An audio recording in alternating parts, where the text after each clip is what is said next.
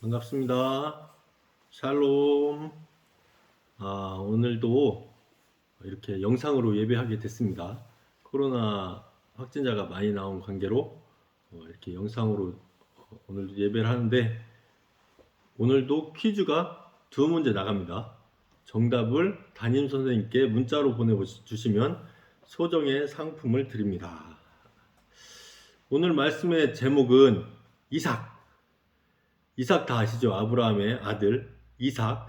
그는 언약의 조상입니다. 라는 제목입니다. 오늘 말씀 함께 보겠습니다. 창세기 24장 61절로 67절까지 말씀입니다. 창세기 24장 61절로 67절까지 말씀 제가 봉독하겠습니다. 리브가가 일어나 여자 종들과 함께 낙타를 타고 그 사람을 따라가니 그 종이 리브가를 데리고 가니라. 그때에 이삭이 부엘라 헤로이에서 왔으니 그가 네게부 지방에 거주하였음이라. 이삭이 저물 때에 들에 나가 묵상하다가 눈을 들어 보매 낙타들이 오는지라. 리브가가 눈을 들어 이삭을 바라보고 낙타에서 내려 종에게 말하되 들에서 배회하다가 우리에게로 마주오는 자가 누구냐? 종이 이르되 이는 내 주인이니이다. 리브가가 너울을 가지고 자기의 얼굴을 가렸더라. 종이 그 행한 일을 다 이삭에게 아뢰매 이삭이 리브가를 인도하여 그의 어머니 사라의 장막으로 들이고 그를 맞이하여 아내로 삼고 사랑하였으니 이삭이 그의 어머니를 장례한 후에 위로를 얻었더라 라는 말씀입니다. 이삭은 창세기 17장부터 이 35장까지 기록되어 있는데 아브라함이 100세에 낳은 아들입니다. 아브라함은 99세 때에 하나님께서 너에게 아들이 있을 것이다 라고 말씀하셨어요. 그리고 아브라함은 원래 이름이 아브람, 세 글자 아브람.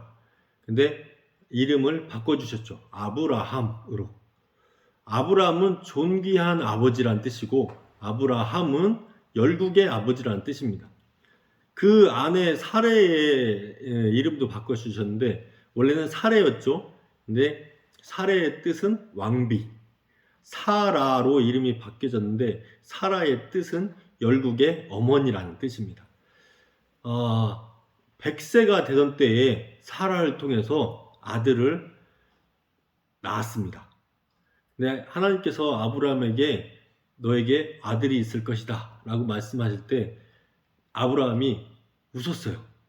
창세기 17장 17절에 아브라함이 엎드려 웃으며 마음속으로 이르되 100세 된 사람이 어찌 자식을 낳을까? 사라는 90세니 어찌 출산하리요? 하고 도저히 말이 안 되는 이야기라는 거죠. 사라도 장막 뒤에서 그 말을 듣고 쓴 웃음을 웃었습니다. 한마디로 좀 비웃었어요. 그러나 하나님의 약속은 어김없이 이루어져서 다음에 100세 되는 때에 사라가 아들을 낳았습니다. 사라는 너무 기뻐서 창세기 21장 6절에 하나님이 나로 웃게 하시니 듣는 자가 나와 함께 웃으리로다 라고 했습니다. 처음 웃음은 비웃음, 쓴 웃음이었는데 나중에 웃음은 그 의미가 좀 다릅니다. 기쁨의 웃음이었습니다.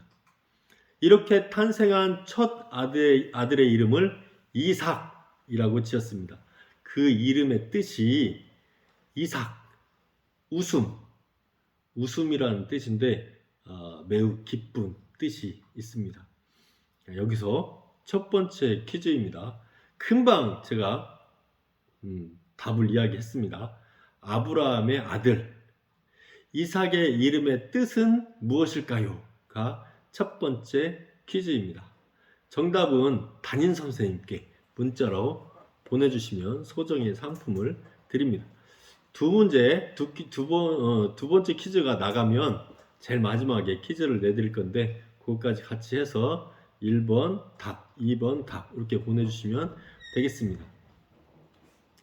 이 성경에 보면 오늘 이삭이 주인공인데 성격이나 이 생활하는 것이 평범하고 소극적이고 아주 수동적인 사람이었습니다.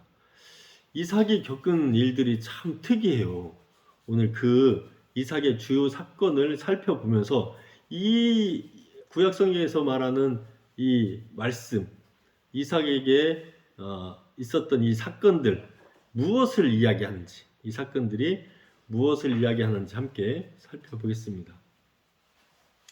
첫 번째, 모리아산 사건인데요. 모리아산은 하나님께서 아브라함에게 그 100세에 난 아들을 모리아산으로 데리고 가서 번제로 드리라고 말씀을 하셨어요. 번제는 짐승을 하나님께 드리는 제사인데 제사 중에 짐승을 다 태워서 드리는 것을 번제라고 합니다. 그렇게 명령을 받고 아브라함이 그 모리아산까지 9일 동안 걸어서 거기에 다다랐습니다. 이삭을 결박하고 묶었어요. 못 움직이게. 그리고 제단 위에다 올려놓고 나무를 이렇게 쌓아놓고 그 위에 올려놓고 이제 죽이려고 하는 상태에 칼을 빼어 들었는데 하나님의 사자, 천사가 아브라함을 막았어요. 그리고 옆에 보니까 하나님께서 미리 예비해 놓으신 순양이 뿔이 나무에까지 걸려가지고 거기 있는 거예요. 그러니까 이제 하나님께서 이런 걸 다 준비하셨다 해서 하나님의 예비, 하나님의 준비하심, 여호와 이레라는 그 이야기가, 그 단어가 나왔죠. 이 사건이 있었던 때가 이삭이 나이가 적지 않은 때입니다. 아브라함이 이삭을 번제로 드리려고 했던 그때가 나이가 37세 정도였어요. 이 사건이 창세기 22장에 나옵니다. 근데 창세기 23장에 이삭의 엄마 사라가 죽습니다. 창세기 23장 1절에 보면 사라가 127세를 살았으니 곧 사라가 누린 햇수라. 23장에 바로 엄마가 죽어요. 사라의 나이가 127세. 그러니까 아브라함 나이는 10살 더 많으니까 137세입니다. 그러니까 이삭은 나이가 37세에 어머니를 잃은 거예요. 여기서 이제 그 사라가 모리아산에서 있었던 그 사건, 그 다음에 사라가 죽은 사건이 바로 이어지기 때문에, 그리고 거기에 나이가 나오기 때문에 이삭의 나이를 이때로 추정합니다. 37세로 추정합니다. 아브라함이 이삭을 번제로 드리려고 모리아산으로 갔을 때 이삭의 나이가 37세였다. 입니다.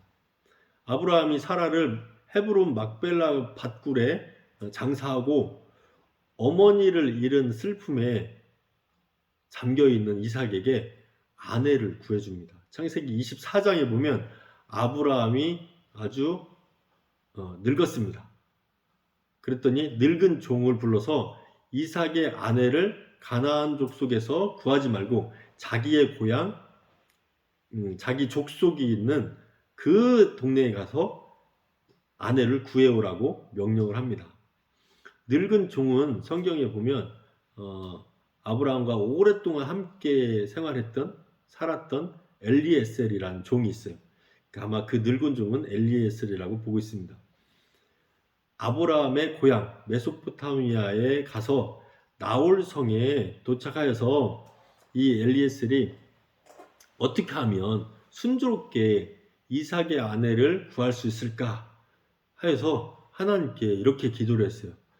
아브라함의 하나님이여, 순조롭게 이 이삭의 아내를 만나게 해 주십시오. 그래서 이렇게 이제 하나님께, 제가 우물 곁에 서 있다가 한 소녀가 오면 그 소녀에게 나에게 물을 좀 주시오. 그렇게 하면 그 소녀가 나에게 물을 떠주고 자 이렇게 드십시오. 내가 당신의 낙타들에게도 물을 마시게 하겠습니다. 라고 말하는 그런 소녀가 있으면 아 그래 이 소녀다. 하나님께서 이삭을 위해서 정하신 여자라고 생각하겠습니다. 라고 이렇게 기도를 했어요. 기도가 끝나자마자 리브가가 그 동네에 소녀가 우물로 찾아왔어요. 그 리브가는 심히 아름답고 남자를 가까이 한 적이 없는 처녀다라고 기록되어 있습니다. 이 늙은 종이 그 소녀에게 나에게 물을 좀 주오 그랬더니 주여 마시소서 당신의 낙타에게도 물을 길어 배불리 마시게 하겠습니다 라고 그러는 거예요. 그 늙은 종이 과연 하나님께서 나에게 평탄한 길을 주시는구나 라고 생각했어요. 그 소녀는 아브라함의 동생 나홀과 그의 아내 밀가의 아들이에요. 그 밀가의 아들의 딸이었어요. 그러니까 나홀은 아브라함의 동생, 밀가는 나홀의 부인.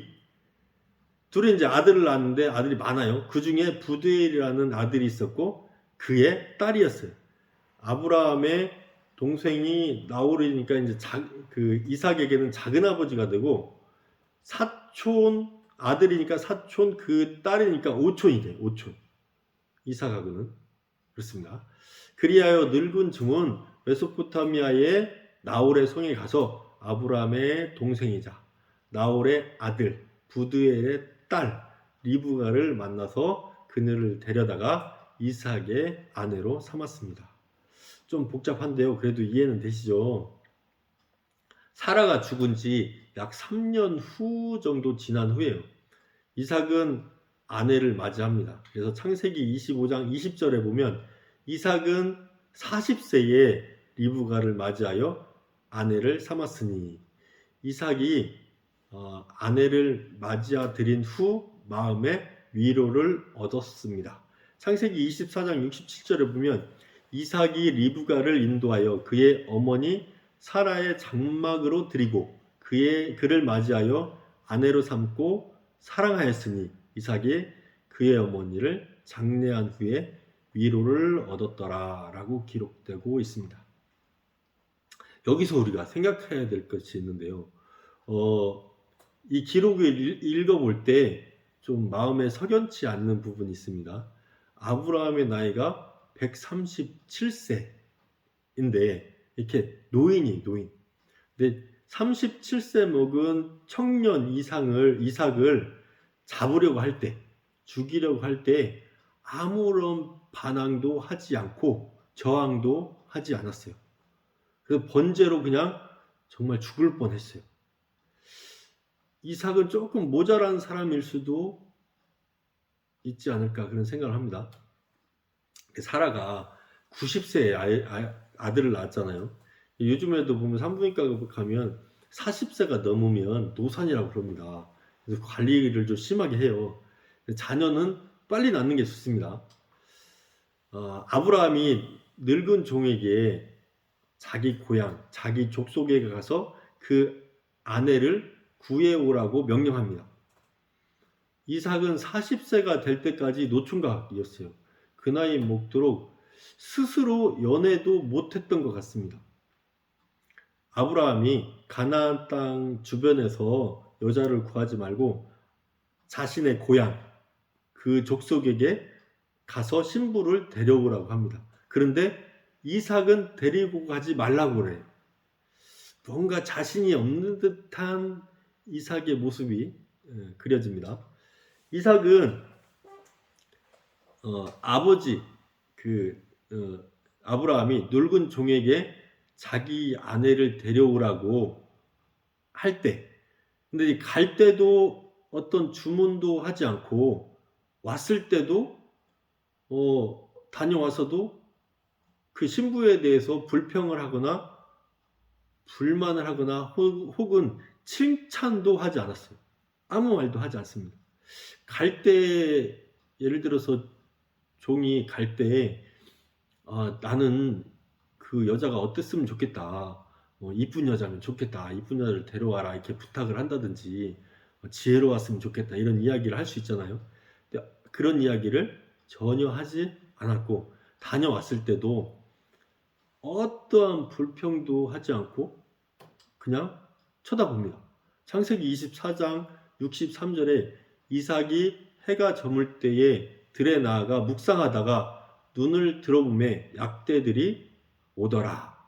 이제 엘리에셀 늙은 종이 이 리브가 그 아내에 될 사람을 데리고 오는 거죠. 근데 이삭은 별로 그렇게 관심이 있어 보이지는 않습니다. 정말 어디가 좀 모자란 듯한 그런 느낌이 있어요.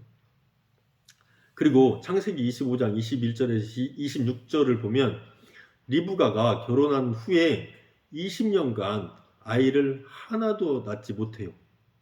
20년간. 그러다가 20년 지나서 에서와 야곱을 쌍둥이를 낳게 되죠. 그런데 여기서도 우리가 좀 이상합니다.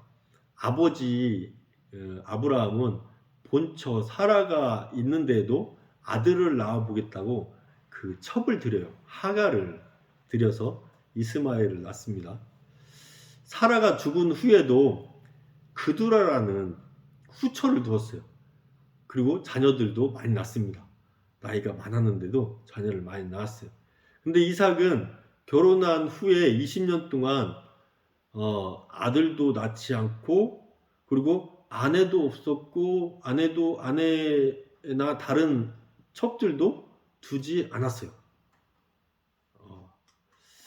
그리고 그 시대에는 아브라함도 그랬고 그 아들 야곱도 그랬고 아내를 여러 두어도 괜찮은 일부 다처제 그런 사회였습니다. 근데 아내는 한 명만 두고 자녀도 오랫동안 갖지 못했다는 거 보면 분명히 특별한 사람이었던 것 같습니다. 추측하건대 천하태평인 사람이 아니면 조금 모자란 듯 합니다. 근데 여기서 여러분 아주 이 말씀에서 구속사적인 우리의 구원의 역사를 기록한 내용이다 라는 것을 여기에 내포되어 있어요. 함께 보십시다. 이삭은 예수님을 예표합니다. 이삭은 예수님을 예표합니다. 아브라함은 믿음의 조상이에요.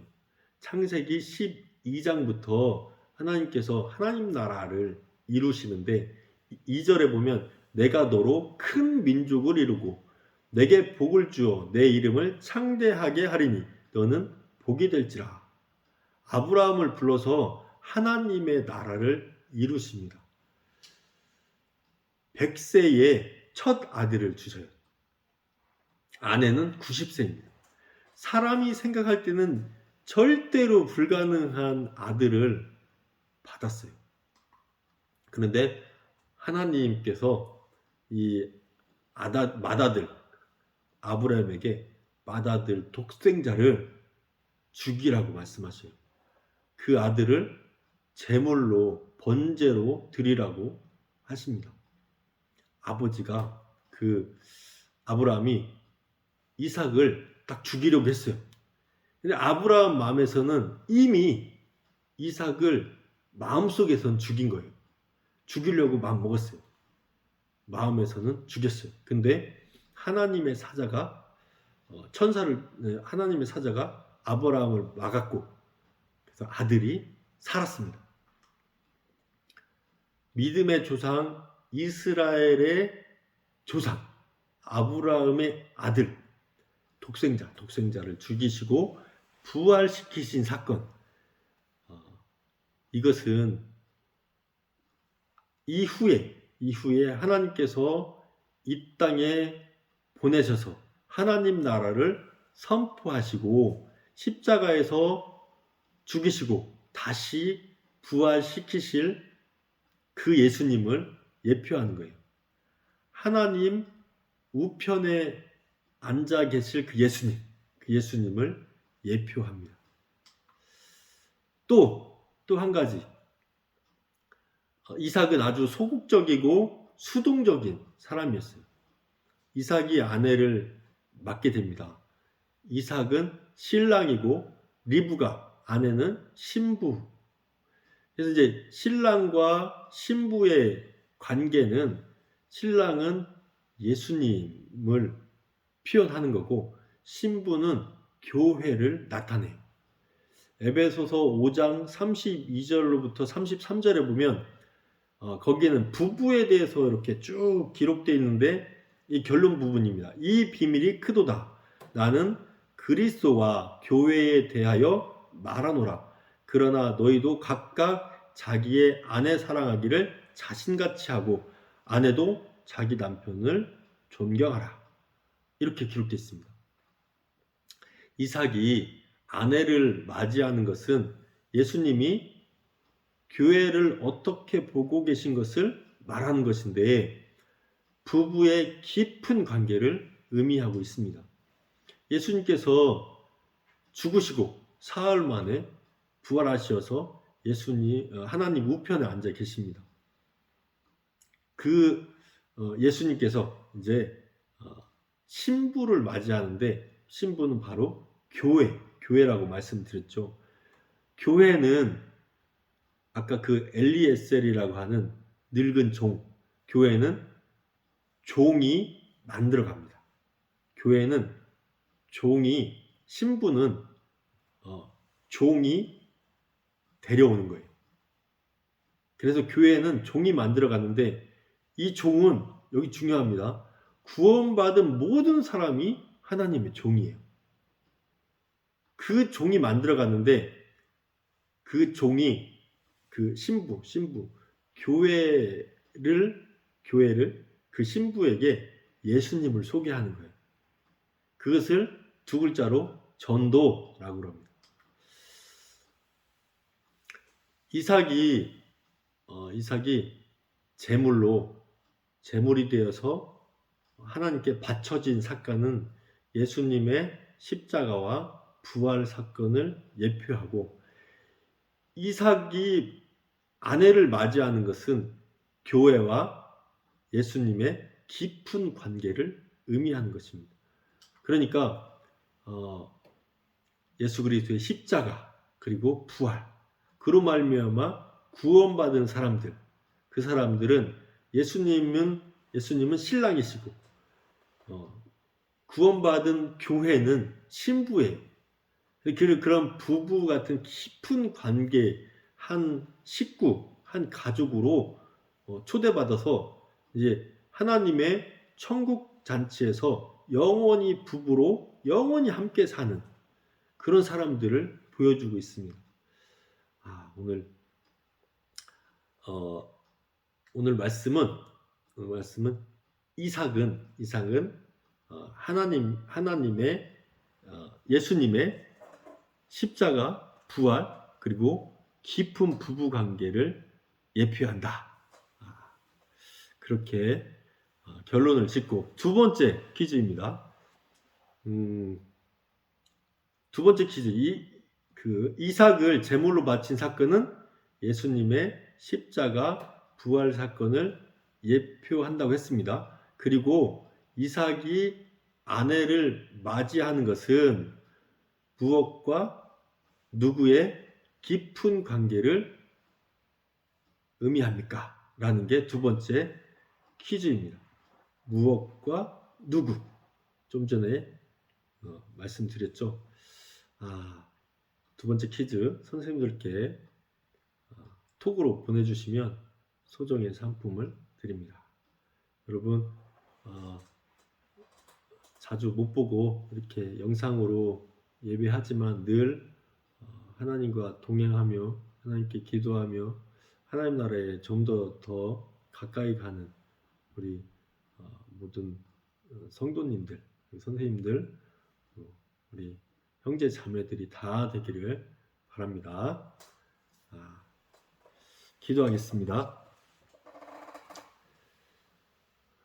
우리를 사랑해 주셔서 십자가 지시고 또 우리에게 생명 주시기 위해서 부활하신 예수님, 예수님께 이제는 우리가 모든 것을 다 드리기를 원합니다.